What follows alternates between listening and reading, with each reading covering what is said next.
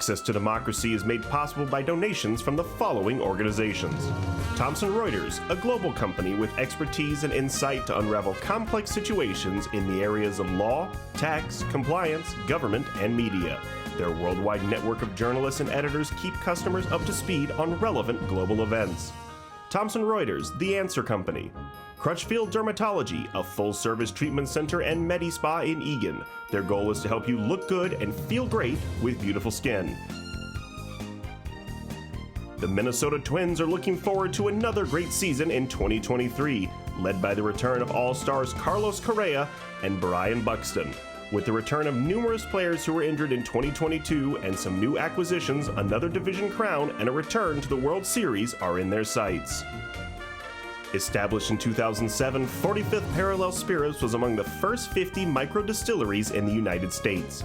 Based in New Richmond, Wisconsin, all aspects of production occur at our facility. If you're interested in visiting and learning more about the 45th Parallel Distillery, please check our website and plan a visit to tour our facility and taste our spirits. Truestone Financial, with locations in Minnesota and Wisconsin, has proudly served its members since 1939. Truestone engages, educates, and supports its members to ensure they have the tools to empower their financial well-being. Truestone Financial, your neighborhood credit union. Learn more at truestone.org.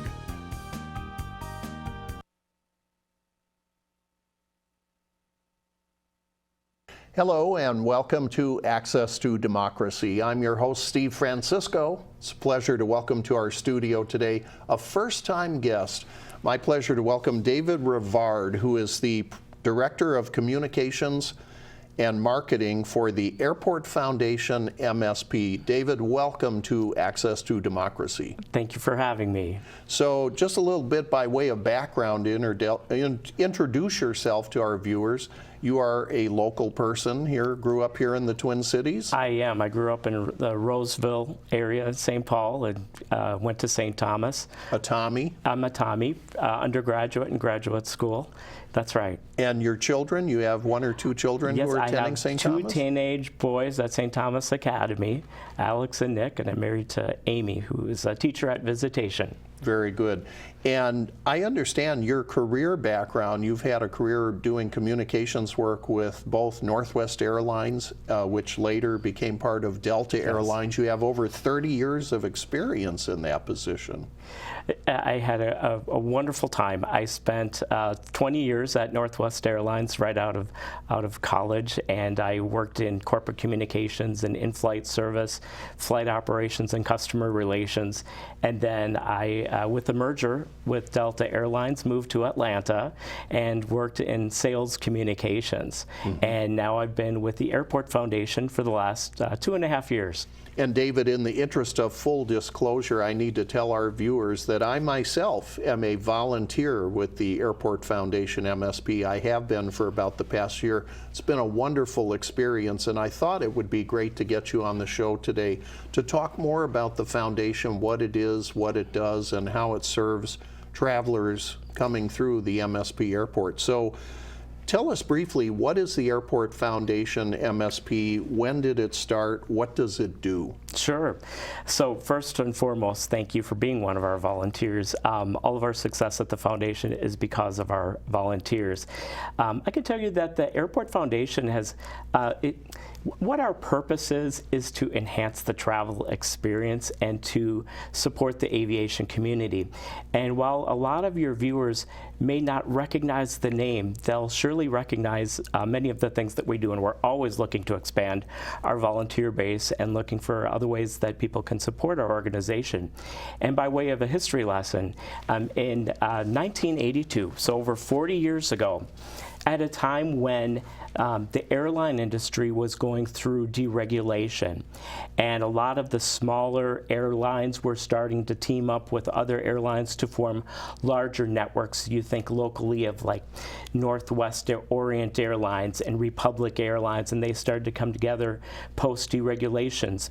A group of corporate leaders, hospitality leaders, aviation industry leaders in the Twin Cities and greater Minnesota really wanted to make sure that the community was all in helping to build a first-rate international gateway airport. And so they formed at the time what was the Minneapolis Public Airports Foundation. And then that was in 1982. You know, we began by doing projects at the airport, like the hanging flower baskets on the roadways that line the airport, which are still there today. And we brought art into the airport. But we quickly grew.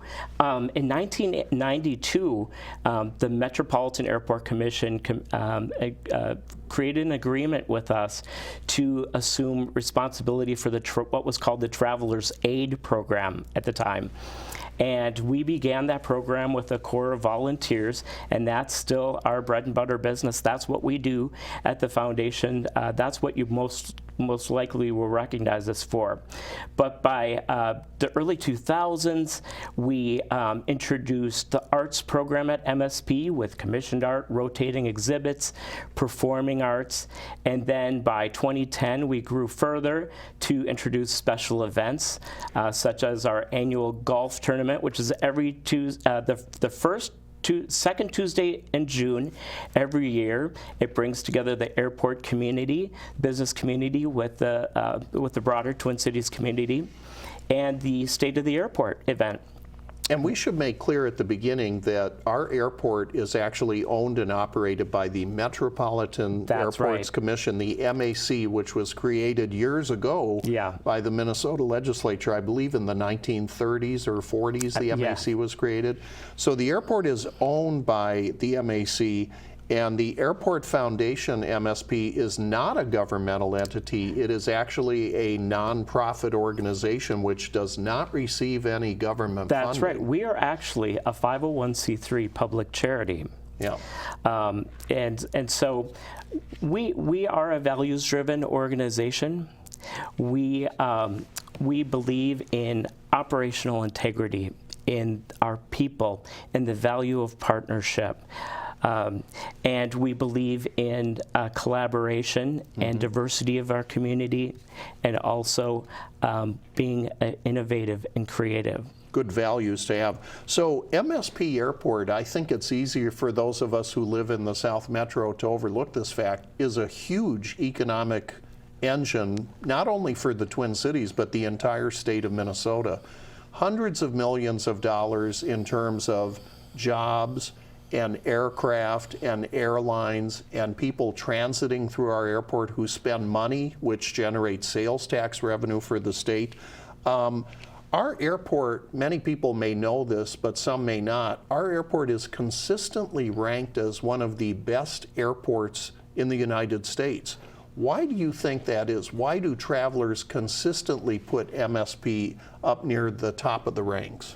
Well, I think that the MAC has extraordinary leadership at all levels of their organization, and we are very close partners with them. We have the opportunity to work together to serve the travelers at MSP, and we'd like to think that at the Airport Foundation, part of our strategic vision is really all about helping to keep MSP a top-rated airport, and that's through offering high-quality travel programs with the best people, serving the regional aviation community, and keeping our eye on the ball of being really attentive to the needs of travelers and the travel experience, and helping to keep MSP at that top-ranking position. Just in terms of some of the numbers, how many paid staff does the foundation have, and how many volunteers does the Airport Foundation have? Yeah, so we're actually a pretty small nonprofit. We only have about 21, 22 people on payroll, and half of those are probably part-time. But by and far, we have far and above, we have 500 volunteers. Including myself. Including yourself. We'd be down to 499 without you. But we are growing those ranks exponentially every year. You know, at COVID, we lost some people who just weren't comfortable volunteering anymore. So we lost about half of our volunteers, but we've got an extraordinary recruitment team with Sarah Ernst and Jonathan Turner, and they have been out in the community recruiting at various events, and we are, we've got 30 more volunteers as we sit here in the pipeline, and we're looking to grow our programs even more. And I understand you mentioned COVID had a tremendous negative effect on the aviation industry worldwide, and that obviously impacted MSP too. The airport took that downtime to do a lot of physical improvements on the infrastructure of the airport, but what do we see happening now post-COVID? Are the numbers of travelers coming back to the airport? Is that what we're seeing, and the demand for services from Foundation volunteers increasing? Yeah, so what we learned from our counterparts at MAC is that we're back to near 2019 levels.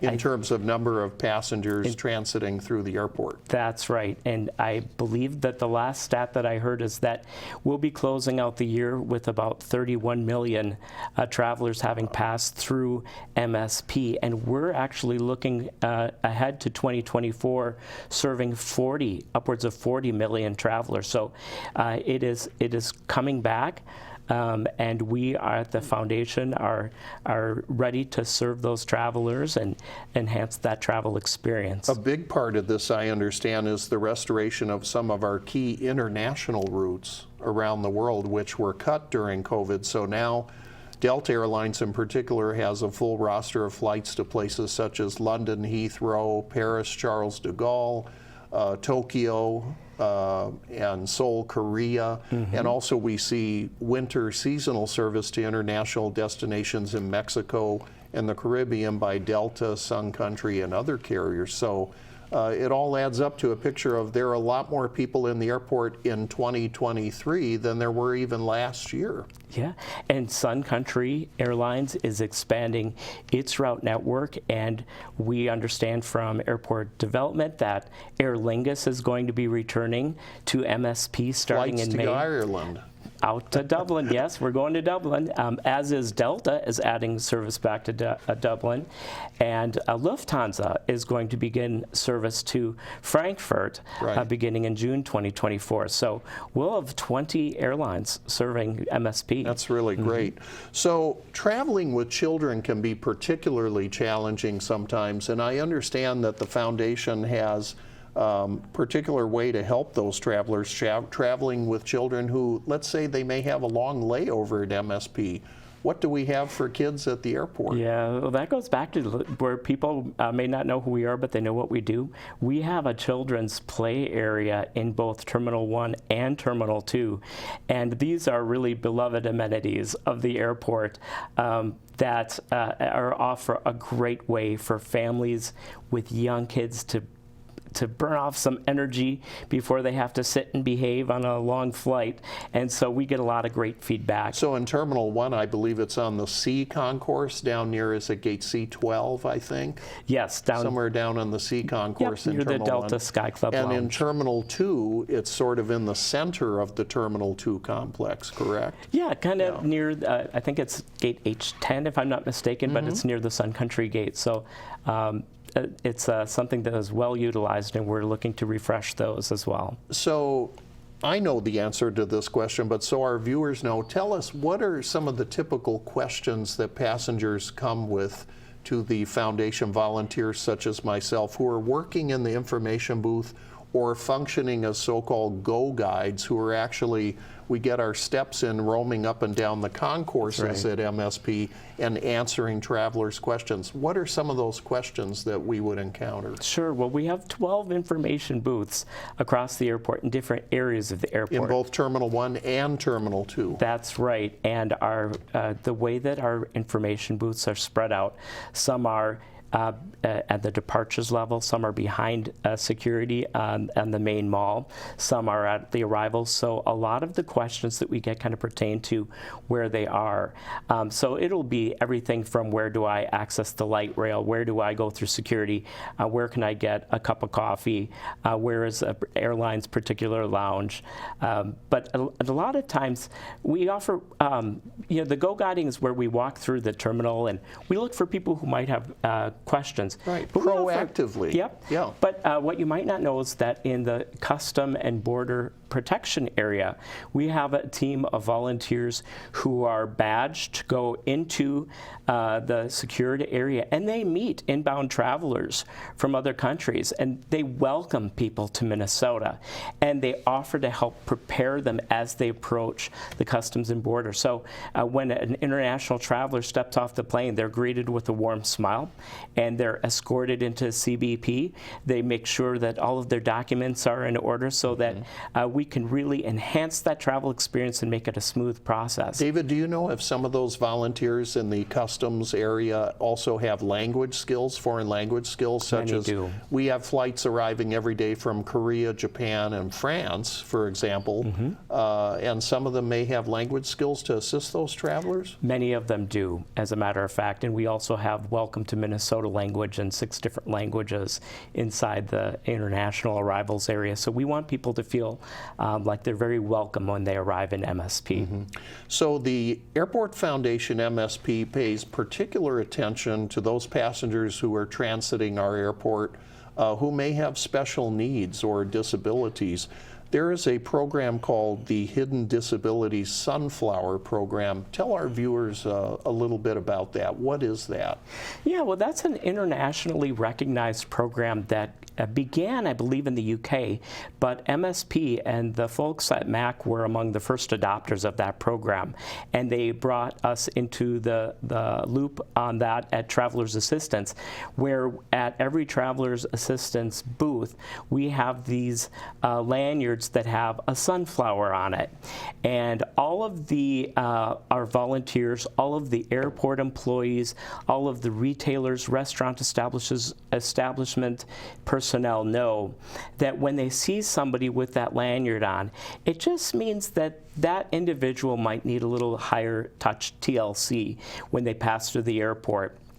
So we do go the extra mile and really make sure that they're comfortable in their environment and that they have access to what they need. And they don't have to declare what their particular hidden disability is, right? No. But it also doesn't give them any special privileges in terms of expedited passage through the TSA security line or anything else. It just is a badge to identify them, as you say, as somebody who may need some extra TLC. That's right. And actually at the Airport Foundation, our Traveler's Assistance has a program called Meet and Assist, which takes that a step further, where a family might have a loved one who might be traveling alone, but that family might not be completely comfortable with their loved one navigating the airport process on their own. So we can arrange with that family in advance an escort to meet the traveler curbside,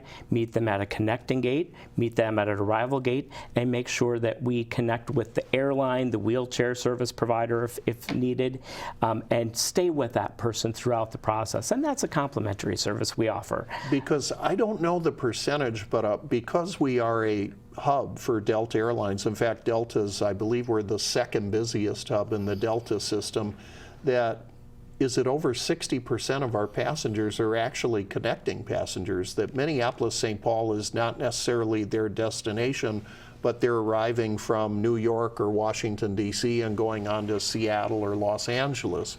And so they're making a connection here.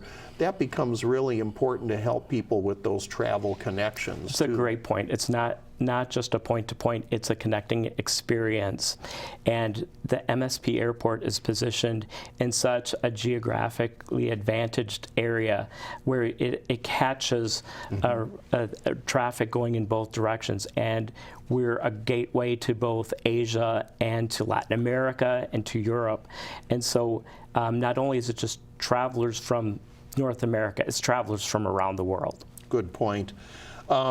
There is a program called Navigating MSP for special needs travelers where I understand they can get a free trial run through the airport prior to their actual date of travel. So obviously this applying to people who are starting their journey here in the Twin Cities, right? How does that work?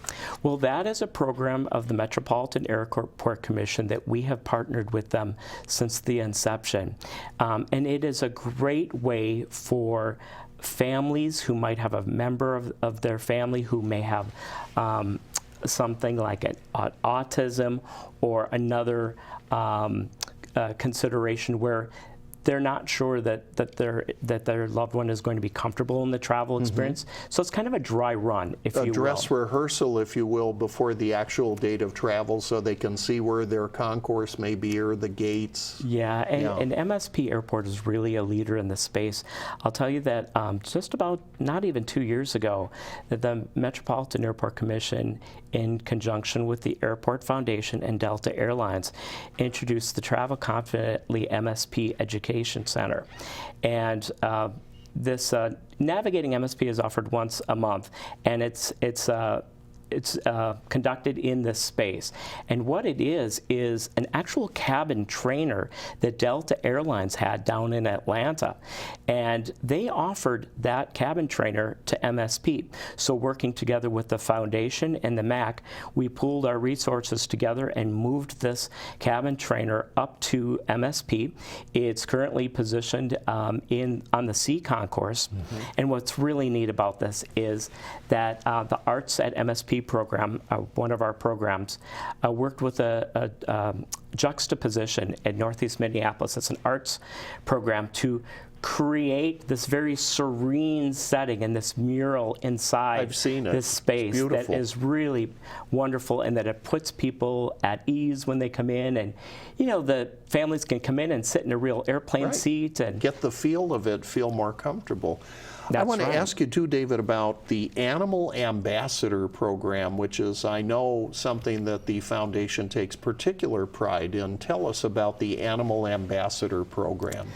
It is one of our most beloved programs. We introduced the Animal Ambassador program in 2015, and it has grown to become one of the largest airport pet therapy programs in the world.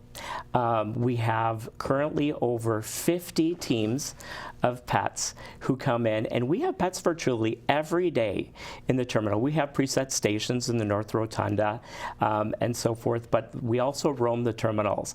And you know, for travelers who might have a little bit of anxiety about travel, you know, they're out of their comfort zone, having that therapy pet to kind of interact with just kind of provides a calming, reassuring kind of experience. And we should say the volunteers who work with the Animal Ambassador program, they receive special training, don't they? They're in certified. Dealing both with the animal and also with passengers who may be coming by to visit. That's a great point, because they are certified, and we want to make sure that the animals are very comfortable in that environment. Yeah. Tell us about the Arts at MSP program. The Arts at MSP program is amazing. Ben Owen is our director of Arts at MSP. So remember, we're a nonprofit foundation. We manage the arts program on behalf of the MAC. So it consists of 3 components. We have commissioned art. That is like the Aurora, which is that beautiful 29-foot spiraling sculpture in that Terminal 1, right in the middle of Terminal 1, centerpiece. departures level. Well, you can see it on both the departures and the arrivals level. It's beautiful. It's a commissioned piece. We worked with artist Jen Lewin to create that stunning piece. And what commissioned art is all about is creating place out of space, and you're creating a marker in the airport where you might meet somebody. And so taking something that could be a bland space and turning it into something stunning is what our commissioned arts program is about. David, that's a really great point. I never thought about that myself, that you could say, let's meet by the Aurora when you're meeting an arriving passenger down by baggage claim or somewhere else. And also, as I understand it, one of the key features of the arts program is that this is showcasing the creative talents of local Minnesota artists, correct? Particularly with the second component of our arts program, which is rotating exhibits. Every year we work with over 150 artists or artist groups to display their art across 20 galleries between Terminal 1 and Terminal 2. So it is a great way to spotlight the talents of artists from across the upper Midwest in Minnesota, and we are always looking for new artists to join our roster for talent. You know, I mentioned we also have special performing arts is our third component, and we have 20 musicians who are regular weekly performers at MSP. And do you know that over the course of a year we offer over 1,000 performances between both terminals, plus at peak periods like spring break, MEA days, the upcoming holiday season, we have special performances, and we offer over 50 of those every year. And I'd be remiss if I didn't mention the C18 film screening room. This is something we're very proud of. We were one of the first cinemas in any major airport. Also down in Terminal 1 by gate C12, I believe. C18. C18, further down. Near C18, but we spell it SEE18. Right. And in the C18 film screening room, we offer TPT content, we offer TED Talks content, but what we're really proud of is we curate original content from filmmakers from across the upper Midwest. Currently, we're in season 10, and we're featuring artwork or films by Indigenous filmmaker Missy Whiteman. So we're very proud of that. Who knew that our airport is a center for the arts in addition to being this major transportation hub for aviation? We are down to our last minute. I need to ask you real quickly, where can viewers go if they are interested in learning more about volunteer opportunities at the Airport Foundation MSP? Airportfoundation.org. You'll read all about how we're working to enhance the experience, the travel experience, and support aviation. We're always looking for new volunteers, new artists to join our organization, and so we welcome your interest. And I can say again, from personal experience as a volunteer for the past year, I really enjoy it. I love going to the airport to volunteer a couple of times a month. It's an exciting environment. Great place to work. It sure is. David Rivard, Director of Marketing and Communications for the Airport Foundation MSP, thank you for being our guest today on Access to Democracy, and we hope to have you back sometime. Thank you so much. Thank you.